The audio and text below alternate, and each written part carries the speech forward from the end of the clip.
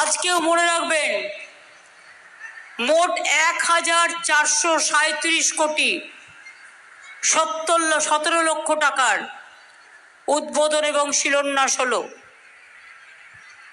এছাড়াও এই জেলার 7,20,000 মানুষকে বিভিন্ন পরিষেবা পৌঁছে দেওয়া হলো। এছাড়াও মৎস্য চাষ এখানকার প্রধান জীবিকা। যারা সমুদ্রে মাছ ধরতে যান, 2 মাস বর্ষাকালে তারা মাছ ধরতে পারেন না, সমুদ্রে সাইক্লোন হয়, তখন তাদের খুব কষ্ট হয়।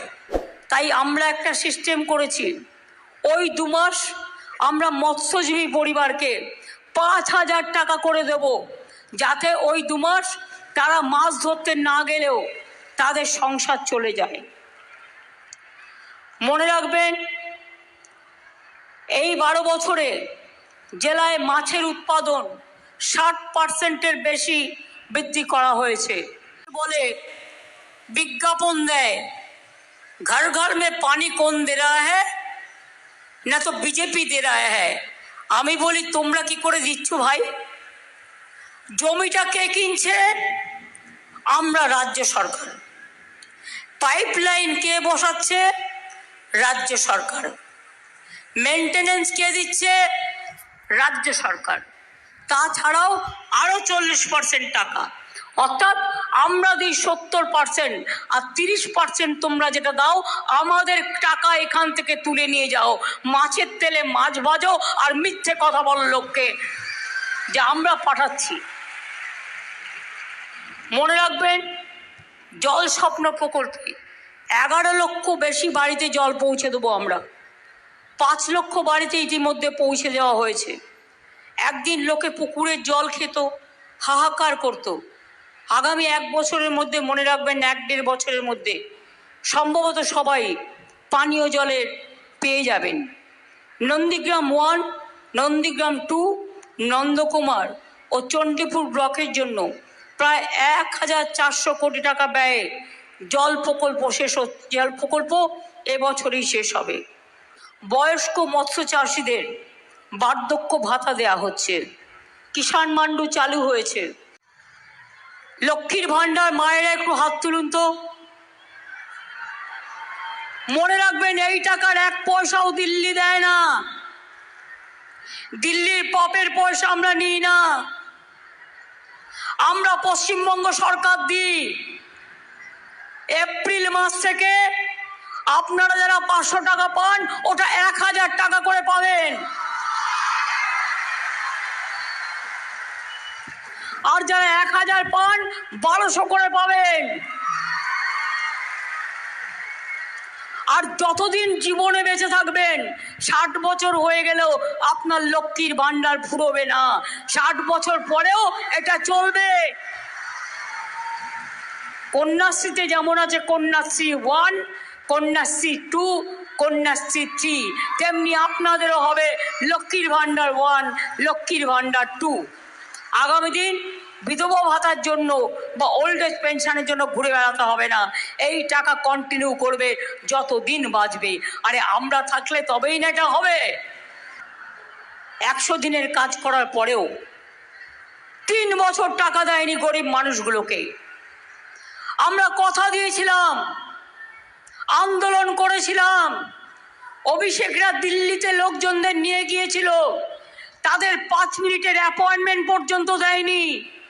গরিব লোকগুলোর জন্য ট্রেন বুক করা হয়েছিল, ট্রেনের বুকিংটা পর্যন্ত ক্যান্সেল করে দেওয়া হয়েছিল।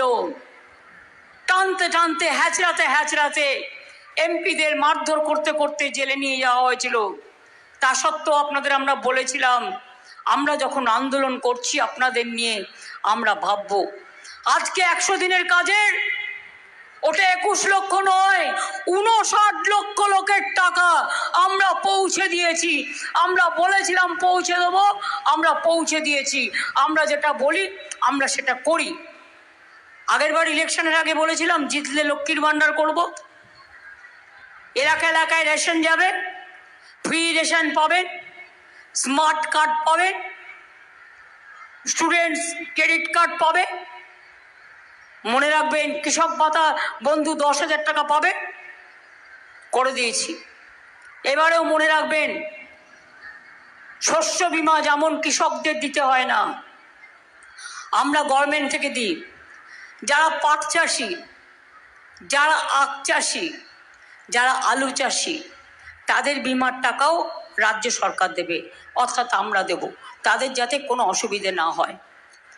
কয়েকদিন আগে আমাদের মাননীয় প্রধানমন্ত্রীজি বলে গেলেন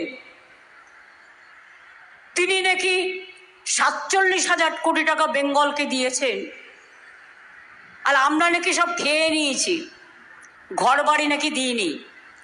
এবার আমি অঙ্কটা বলি, অঙ্কটা নিয়ে যদি কারো কোনো সন্দেহ থাকে সেই অঙ্কটা চ্যালেঞ্জ করবেন। আমি গভর্নমেন্টের কথা বলছি, পার্টির কথা নয়। 2014-15 থেকে 2021-22 পর্যন্ত মনে রাখবেন, কিছু কিছু স্কিম আছে, এখান থেকে যে ট্যাক্সটা তুলে নিয়ে যায় তার কিছু কিছু টাকা সেন্ট্রাল গভর্নমেন্ট রাজ্যকে দেয় রাজ্যের অধিকার মতো। কত দিয়েছে?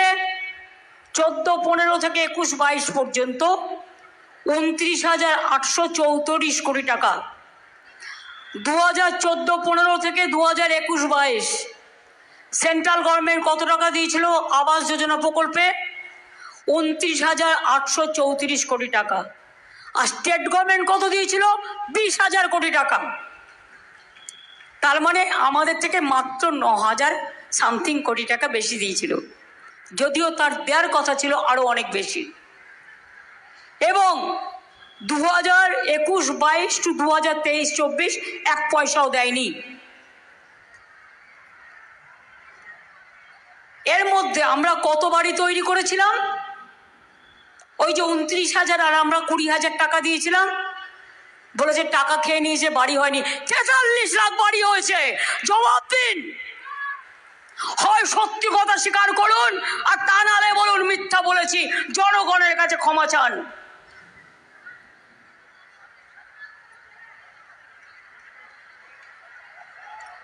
তাছাড়াও আরো 11 লক্ষ বাড়ি তৈরি করবার জন্য ক্লিয়ারেন্স দেওয়ার পরেও দেয়নি। আমরা বলেছি মে মাস পর্যন্ত অপেক্ষা করব, যদি না দেয় তাহলে আমরা মে মাসের প্রথম দিকে আপনাদের 11 লক্ষ বাড়ি আমরা রাজ্য সরকার থেকেই করে দেব। যাদের করব বলেও করা হয়নি।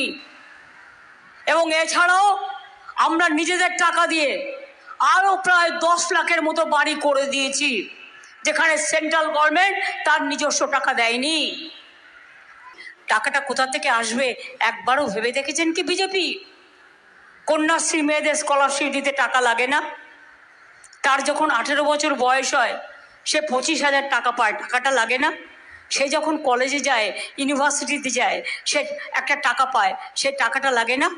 ঐক্যশ্রী স্কলারশিপের টাকা তো বন্ধ করে দিয়েছেন, আমাদের তো দিতে হয়। 3 কোটি ছেলে মেয়েকে দিয়েছি আমরা।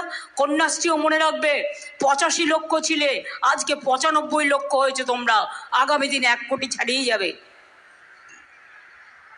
মেধাশ্রী ওবিসিতে যারা স্কলারশিপ পেত বন্ধ করে দিল। সুস্বাস্থ্য কেন্দ্রের টাকা বন্ধ করে দিল, রাস্তার টাকা বন্ধ করে দিল, 100 দিনের টাকা বন্ধ করে দিল। সবই তোমরা বন্ধ করে দেবে। মানুষকে যেটা বলি সেটা আমরা করি। আমি চাই আমার ঘরের মা ভাই বোনেরা তারা মাথা তুলে দাঁড়াক। আমরা মে মাসের প্রথম থেকেই 4% দিয়েও বাড়াচ্ছি। এইভাবে অনেক কাজ করা হয়েছে এবং অনেক কাজ করা হচ্ছে। আমি চাই রাঁধুনিরা যারা মিড ডে মিলে রান্না করতেন তাদের টাকাও 500 টাকা করে বাড়িয়ে দিয়েছি। আগে তারা 1,000 পেত, মাঝে 500 বাড়িয়েছিলাম, তারপরে আবার 500 বাড়িয়েছি।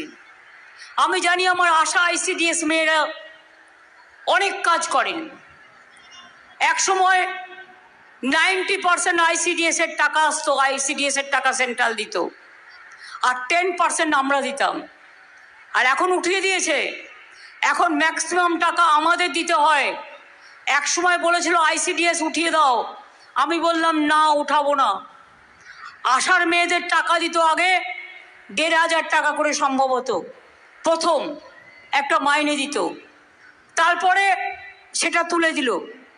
আমরা কিন্তু ৩,০০০ টাকা করে দিই, এবং তাছাড়াও আমরা স্বাস্থ্যের বিভিন্ন কেন্দ্রে কাজে, অন্যান্য সব কাজে তাদের আমরা কাজে লাগাই, যাতে তারা ৭-৮ হাজার টাকা করে ইনকাম করতে পারে।